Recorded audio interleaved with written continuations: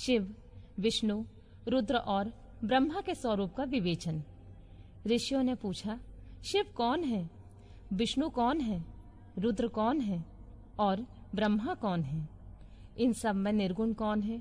हमारे इस संदेह का आप निवारण कीजिए।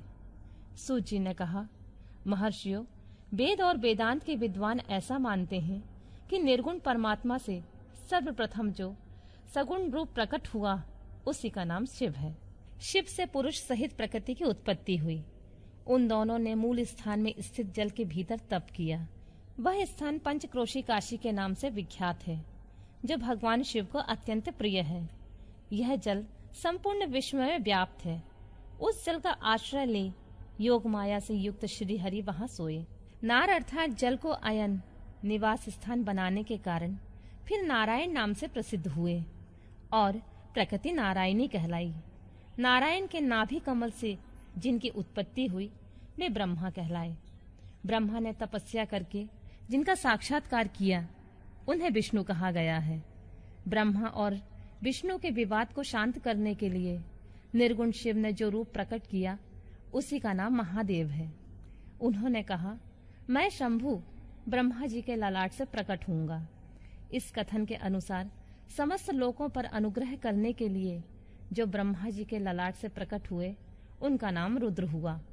इस प्रकार रूप रहित परमात्मा सबके चिंतन का विषय बनने के लिए साकार रूप में प्रकट हुए। वे ही साक्षात भक्त वत्सल शिव हैं। तीनों गुणों से भिन्न शिव में तथा गुणों के धाम रुद्र में उसी तरह वास्तविक भेद नहीं है जैसे सुवर्ण और उसके आभूषणों में नहीं है। दोनों के रूप और कर्म समान हैं। दोनों समान रूप से भक्तों को उत्तम गति प्रदान करने वाले हैं। दोनों समान रूप से सबके सेवनीय हैं तथा नाना प्रकार की लीला विहार करने वाले हैं। भयानक पराक्रमी रुद्र सर्वथा शिव रूप ही हैं। वे भक्तों के कार्य की सिद्धि के लिए निमित्त विष्णु और ब्रह्मा की सहायता करने के लिए प्रकट हुए हैं। अन्य जो देवता जिस क्रम से प्रकट हुए हैं उसी क्रम के लय को प्राप्त होते हैं, परंतु रुद्रदेव उसी तरह लीन नहीं होते। उनका साक्षात शिव में ही लय होता है। ये प्राकृत प्राणी रुद्र में मिलकर ही लय को प्राप्त होते हैं, परंतु रुद्र इनमें मिलकर लय को प्राप्त नहीं होते।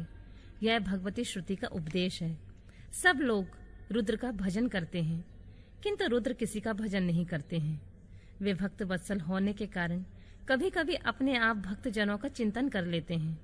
जो दूसरे देवता का भजन करते हैं वे उसी में लीन होते हैं।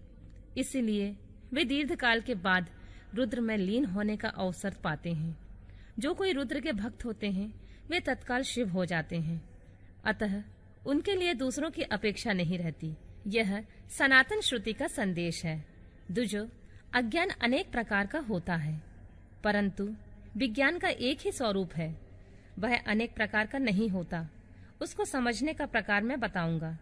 तुम लोग आदर पूर्वक सुनो। ब्रह्मा से लेकर तृण पर्यंत जो कुछ यहाँ देखा जाता है वह सब शिव रूप ही है। उसमें नानात्व की कल्पना मिथ्या है। सृष्टि के पूर्व भी शिव की सत्ता बताई गई है। सृष्टि के मध्य में भी शिव विराज रहे हैं।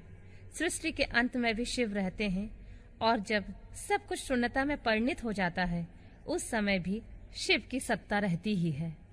अतः मुनीश्वरों, शिव को ही चतुर्गुण कहा गया है। वे ही शिव शक्तिमान होने के कारण सगुण जानने योग्य हैं। इस प्रकार वे सगुण निर्गुण के भेद से दो प्रकार के हैं। जिस शिव ने भगवान विष्णु को संपूर्ण सनातन वेद, अनेक वर्ण, अनेक मात्रा तथा अपना ध्यान एवं पूजन दिए हैं, वे ही संपूर्ण विद्याओं के ईश्वर हैं। ऐसी सनातन श्रुति है।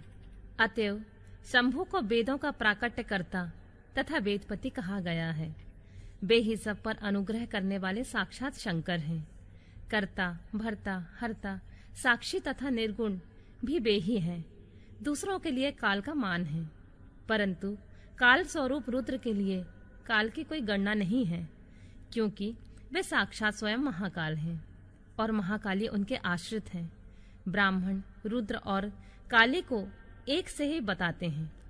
उन दोनों ने सत्य लीला करने वाली अपनी इच्छा से सब कुछ प्राप्त किया है।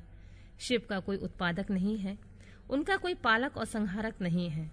वे स्वयं सबके हेतु हैं और एक होकर भी अनेकता को प्राप्त हो सकते हैं, और अनेक होकर भी एकता को।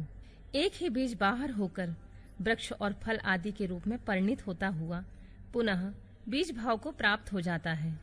इसी प्रकार शिव रूपी महेश्वर स्वयं एक से अनेक होने में हेतु है। यह उत्तम शिव ज्ञान तत्वतः बताया गया है। ज्ञानवान पुरुष ही इसको जानता है, दूसरा नहीं। मुनि बोले, सूत जी, आप लक्षण सहित ज्ञान का वर्णन कीजिए, जिसको जानकर मनुष्य शिव भाव को प्राप्त हो जाता है। सारा जगत शिव कैसे हैं, अथवा शिव ही संपूर्ण जगत कैसे हैं? ऋषियों का यह प्रश्न सुनकर पौराणिक शिरोमणि सूत जी ने भगवान शिव के चरणार बिंदों का चिंतन करके उनसे कहा,